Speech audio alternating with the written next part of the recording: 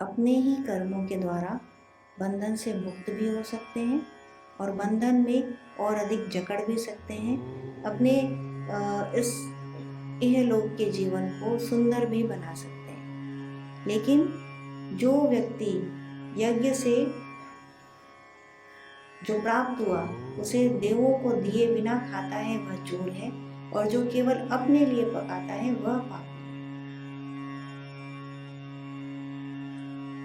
तो यज्ञ से जो फल मिल रहा है वह देवों को देना चाहिए। इसका क्या अर्थ है कि लोक कल्याण के हित में काम में लेना चाहिए, और फिर जो बचे उसे हमें ग्रहण करना चाहिए। क्योंकि जब भी आपने कुछ काम किया तो उसमें दूसरों का अंश जरूर है। व्यापार किया तो अकेले तो नहीं कर लिया, बहुत से अदर फैक्टर्स मिले तभी उसमें उपार्जन हुआ। इसी तरह यदि खेती की तो खेती करने में जमीन ने सहयोग दिया, जल वायु ने सहयोग दिया, तो बहुत से अदर फैक्टर्स मिले तब कृषि से अनाज उत्पन्न हुआ। तो देना चाहिए। और एक दूसरी बात यह भी है कि कितना भी संभाल के काम किया जाए लेकिन कुछ न कुछ हानि हिंसा हो जाती है, तो उसके लिए भी दान करना चाहिए। जब आप खाना बनाते हैं तभी कितनी हिंसा हो जाती है, कितने जीव जंतु मर जाते हैं, आपको दिखाई नहीं देता। कितने सारे छोटे छोटे जो इनविजिबल कीड़े हैं वो मर जाते हैं पानी उबालने में, सब्जी उबालने में, रोटी बेलने में, आटा गूंथने में। तो क्या करेंगे, वो तो होता ही है। और जब दांत से पीस के खाते हैं तब। तो इसलिए दान करना चाहिए, दूसरे को देना चाहिए। नहीं तो आप क्या सिद्ध हुए, चोर। क्योंकि दूसरे का हिस्सा हमने ले लिया, यही तो चोरी है। और स्वयं के लिए पकाया खाया तो वह पापी हो गया। तो यहाँ पकाने का मतलब भोजन पकाने से नहीं है। यहाँ पकाने का अर्थ है कि जो भी कुछ आप कार्य कर रहे हैं, पकता है भोजन, जो तत्व है, तो पकता है भोजन तो क्या होता है कि उसको खाने के लिए तैयार किया जाता है, अग्नि के द्वारा पकाया जाता है। तो यहाँ पे अग्नि का रूप आया। तो पका जब भोजन तो केवल अपने लिए ही पकाया, मतलब यज्ञ किया तो केवल अपने लिए ही यज्ञ किया। अग्नि के द्वारा यज्ञ होता है, तो केवल अपने लिए ही किया और दूसरे के लिए नहीं किया, तो वह तो पापी हो गया, क्योंकि केवल स्वयं का सोच रहा है। तो इस तरह काम नहीं होता। तो यहाँ पे कर्म का एक रूप दिखा दिया भगवान ने कि इस तरह का कर्म करोगे तो तुम पापी हो जाओगे, चोर हो जाओगे। और यदि तुम देवों को दिया तुमने और देवों ने तुम्हें दिया तो यह सहभागिता हुई। सहभागिता हुई तो क्या होगा, पुण्य मिलेगा और तुम स्वर्ग का सुख भोगोगे। अब बात क्या आती है कि आपको चाहिए क्या। स्वर्गिक सुख चाहिए तो एक दूसरे को देते हुए आगे बढ़िए। स्वर्ग के सुख आप अनुभव करेंगे। उस दिन एक बात आई थी मंगलवार को, जब हम यहाँ पर चर्चा कर रहे थे कि एक प्रश्न आया था। जब हम किसी के लिए प्रार्थना करते हैं, जैसे एक बच्चा जल गया तो उसके लिए हम प्रार्थना कर रहे हैं, तो क्या हम उसके कर्मों को दूर करने के लिए, उसके कर्मों के लिए माफ़ी भी मांगे भगवान से कि इसने अवश्य कुछ गलत काम किए होंगे जिसके कारण इसको यह सजा मिली, या जिसके कारण यह जल गया बच्चा। तो उसके जो कर्म है, क्या हम उसके लिए भगवान से क्षमा भी मांगना चाहिए हमें या नहीं मांगना चाहिए। कैसे लगा आपको कि उसके किसी गलत काम का सजा मिली, उसे किसी गलत काम। ये जो संसार है कॉज एंड इफेक्ट पे चलता है।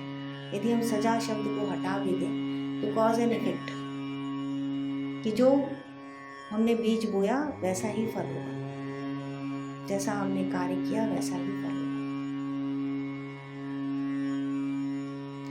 तो सुख मिलता तो हम कहते कि हमने अच्छे काम किए तो हमें सुख मिला, और हमने बुरे काम किए तो हमें दुख मिला। But that's not true. देखिए, एक बढ़ने की एक गति होती है।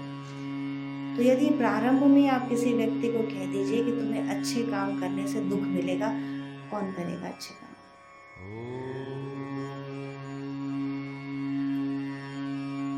तो अच्छे काम करने से दुख क्यों मिलेगा? इसलिए मिलेगा कि यदि तुम भगवान को मिलना चाहते हो तो दुखी मानते हो। नॉट इन दिस वे कि अच्छे काम किए तो दुख ही होगा, पर दुख है तो इसका मतलब यह है कि भगवान चाहते हैं कि आप उसको स्मरण करें। अंतर समझिएगा ध्यान से कि जरूरी नहीं कि अच्छे काम का फल दुख हो, लेकिन यदि दुख है तो जरूर अच्छे काम किए गए हैं इसलिए मिला है। There's a lot of difference. अच्छे काम का फल सुख भी हो सकता है, अच्छे काम का फल सुख ही होता है। कभी कभी दुख होता है, जब बहुत अच्छे काम किए हो तो दुख होता है। कहीं निष्काम कर्म कर दिया, कहीं ईश्वर प्राप्ति की मन में आकांक्षा उठ गई, कहीं भक्ति मांग ली भगवान से, तो बिना वैराग्य के, बिना दुख के ईश्वर प्राप्ति संभव नहीं।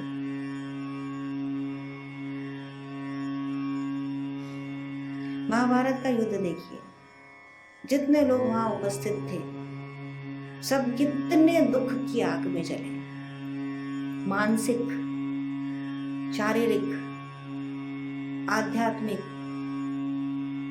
हर तरह की पीड़ा से गुजरे। भीष्म से लेकर दुर्योधन से लेकर कुंती, एनीवन, अर्जुन, तो कितनी पीड़ा से गुजरे। और जितने लोग सामने के पक्ष में थे सबको भगवान ने मोक्ष दे दिया।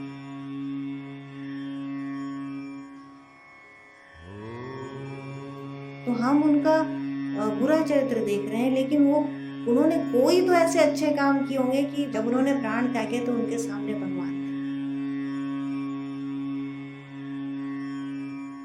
तो बिना दुख के ईश्वर प्राप्ति कहाँ है? अब दुख क्यों चाहिए? यदि सुख में, एक कहावत है ना, सिंपल इज प्रोफाउंड, सुख में सुमिरन जो करे दुख काहे को हो। पर सुख में सुमिरन कर कहाँ पाता है? तो दुख नहीं चाहिए तो सुख में सुमिरन करिए,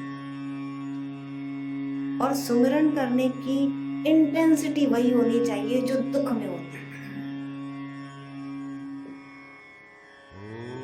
जब दुख हो रहा होता है तो कैसे निकलती है हृदय से पुकार। कोई बीमार है, कोई इतना बीमार है कि शायद ना बचे, अब देखिए अब कैसे निकलती है। चाहे गाली दे रहे हो भगवान को, पर वो हृदय से निकलती। तुम कहाँ हो, तुम सुन नहीं रहे, मैं तुमसे नाराज हूँ, तुमसे बात नहीं करनी, बट बात तो आप उसी से कर रहे हो। ऐसा कह रहे हो बट बात तो आप उसी से कर रहे हो। जब कोई विश्वास करने वाला व्यक्ति ये कहता है किसी भयंकर दुख के कारण कि मेरा तुम पर से विश्वास उठ गया, कॉन्ट्राडिक्शन समझने की कोशिश करिए उसकी बात। मेरा तुम पर से विश्वास उठ गया मतलब आज जब उसने उस तुम को मान लिया कि वो तो सामने ही खड़ा है इस तरह से। पहले वो इस तरह नहीं कह पाता था कि मुझे तुम पर विश्वास है, इतना क्लोजली नहीं कह पाता था जितना वो आज कह रहा है कि मेरा तुम पर, कि तुम हो यहाँ खड़े हो, तुम पे विश्वास नहीं मुझे। That makes all the difference.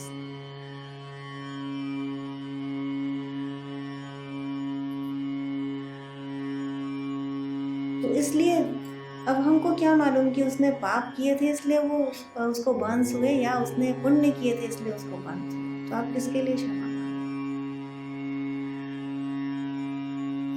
आप मुझसे पूछ रहे हैं इसलिए मैं उत्तर दे रही हूँ। आप यदि नहीं पूछते और उसके लिए क्षमा मांगते भगवान से तो कहीं भी गलत नहीं करते। Listen very carefully. तो झिझकिए मत।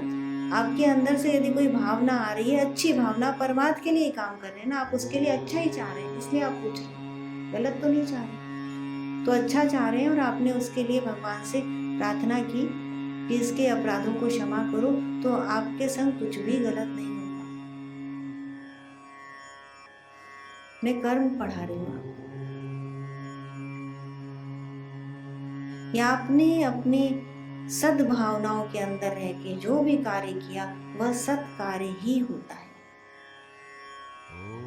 तो यदि आपने अपने कार्यों के लिए या उसके कार्यों के लिए ईश्वर से क्षमा मांगी है तो देयर इज नथिंग रॉन्ग, आपके पुण्य में ही वृद्धि होगी, पाप में नहीं। तो डरिए मत, जो अंदर से आपका हृदय कह रहा है वो करिए। और यदि आप मेरे पास आते हो पूछने के लिए तो उत्तर कुछ अलग भी हो सकता है।